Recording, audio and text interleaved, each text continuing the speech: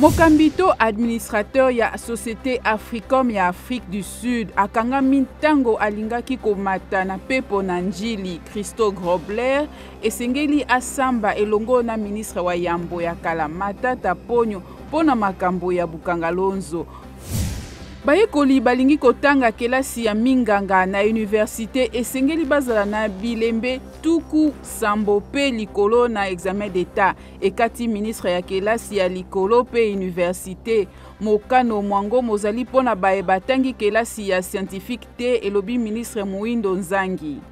Mikolo mine mikoki uto bato batelemeli bokonzi ya basoda bazali na ville morte na Soudan. Bitumba bingalaki butu boleki na basoda babotoli bokonzi pe bakwesi mbulamatari ya basivile.